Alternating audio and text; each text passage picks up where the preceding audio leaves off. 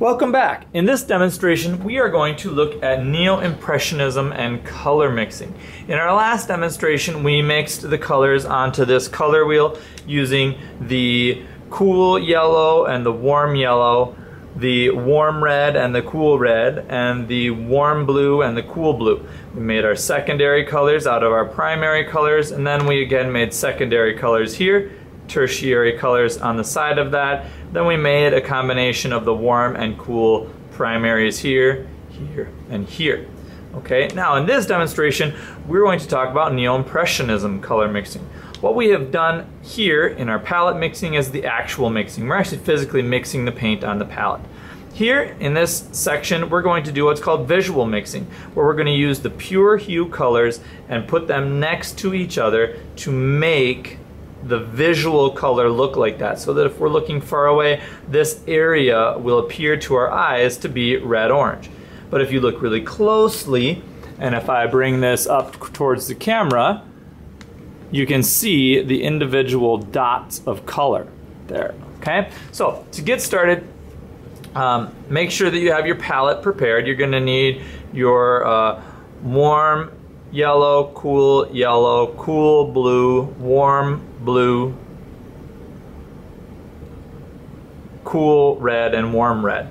All right, and you're gonna have to mix them together. It's gonna be helpful to have this color wheel sitting next to you, obviously, that's why it's on the same page, so that you can kind of help remind yourself which colors are which and how you need to mix them together. So if we look here and we read it, it says mix red orange. So if we look at this like red orange tertiary color here, we're gonna need mostly this warm red and mostly this warm yellow. All right, so I'm going to actually start with my warm red since it's a red orange. I'm going to start with more red.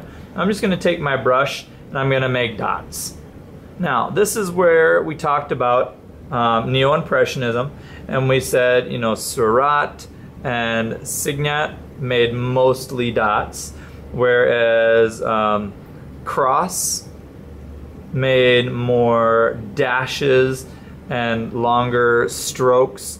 You know, if you look at Van Gogh, he obviously used his strokes to enhance the overall meaning and feeling of his paintings.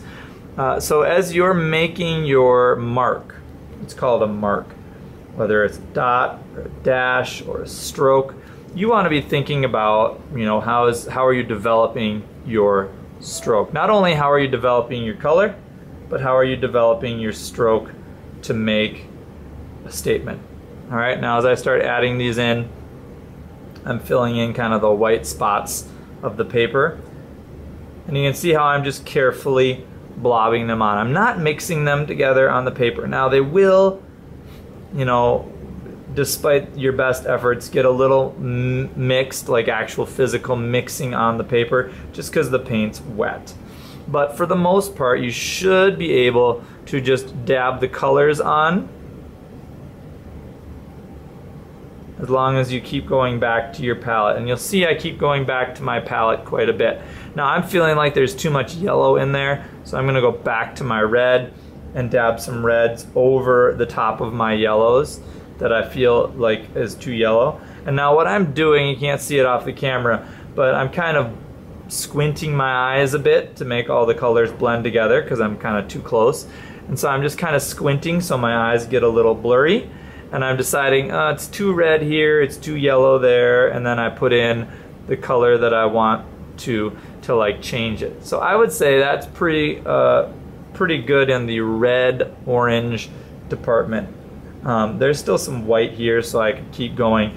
I could just keep going and just keep going back and forth and layering the yellows on top of the reds and the reds on top of the yellows until I had a very complicated pattern of, or repetition rather, of reds and yellows. Okay, so there's my red-orange mix. Now that we've got that completed, I'm going to make sure to wash my brush after every time. I washed it in my dirty cup first, just to get most of the paint off. Then I'm going to wash it in my clean cup here, make sure that it's very, very clean. Now I'm going to mix my yellow-orange.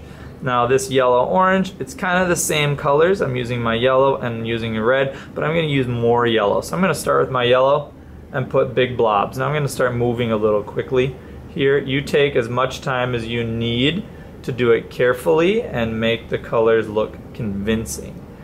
Alright, but I'm going to start just going a little faster. Notice how I do about 2 or 3 dashes of color or marks of color, and then I go back and I get more paint. If you start using your brush as a brushing tool and smearing the paint back and forth, you're not really doing that visual color mixing. You want to use dots or strokes, and you should have paint on your brush at all times. Okay. Again, I'm blurring my eyes as I move to kind of feel out where I want the colors to be. There's no pattern that I'm following. I am making repetition, obviously, but I am not following a pattern. So here we have more red, here we have more yellow for a yellowy orange color. Now, sometimes, like if you wanted to, you could take these two colors, mix them together to make your orange. Okay, and I'm just going to do it right down here. You could make an orange color, and then, I'm saying in a painting, and then you could put the yellow on top of it and the red on top of it, so you have the orange behind there as well as the dots on top.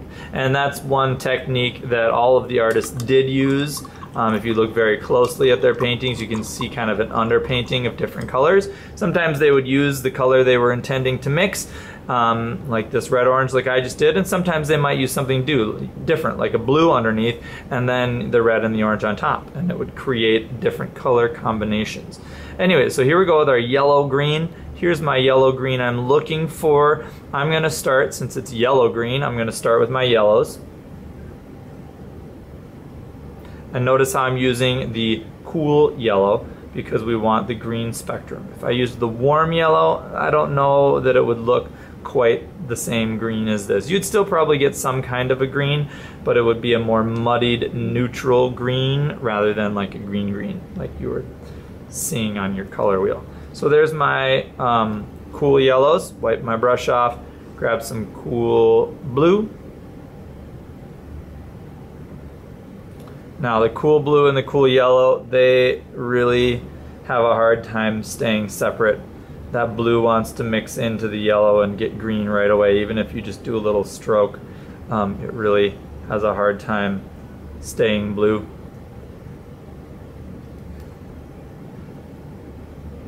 Okay, and that might even be enough of that blue to create a greenish, yellowish effect. It's a little bit almost too blue.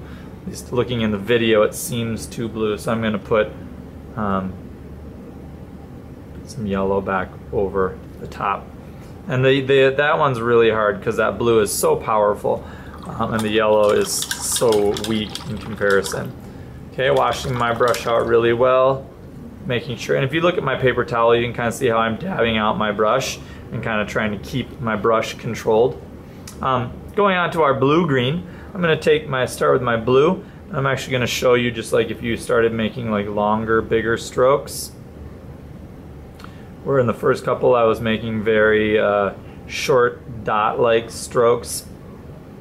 If I take my blue and I make longer strokes, wipe my brush off and get my cool yellow.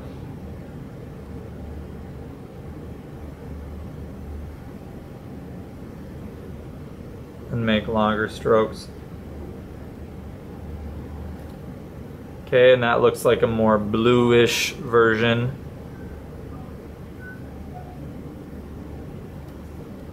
Alright, moving on, I'm going to wash my brush out one more time here. And whenever your water starts to get dirty, please dump it out into your dirty cup and get some clean, fresh water so that you always keep your brush nice and clean. Okay, if you need to get more paper towels, do that too. Okay, here's my blue-violet. Now I'm going to change to my warm blue instead of my cool blue. And start with that one. You can kind of see the temperature difference there between the warm and the cool blue. This being my warm blue because it tends towards the red side. I grab my cool red because it tends towards the blue side and start dabbing it onto the top. And making sure that as I do this, I'm trying to keep the colors pure, because the Neo-Impressionists were all about pure color next to each other. Okay, and that's how you finish that blue-violet mixture. All right, now going on to my red-violet mixture, I'm going to start mostly with red, with my cool red because it leans towards the blue side.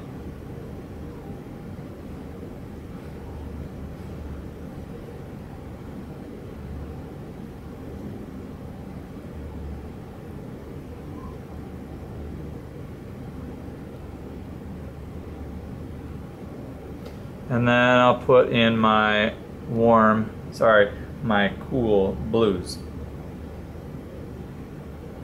Not cool blue, warm blue, because it tends towards the red side. I always have to remind myself which is which.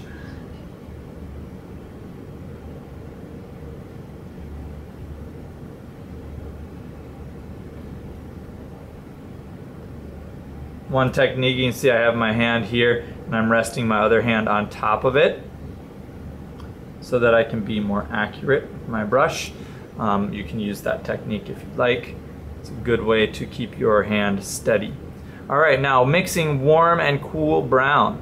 Kids often ask me, Mr. George, Mr. Lundgren, how do I make brown if I've only got the primaries? And the primary colors mix brown by having a variety of all the warms and cools in between and the different, all three primaries together. Okay, so if I start, browns tend towards the yellow side. Now, depending on what kind of brown you have, you can tend it towards the blue side or the red side, and that will just determine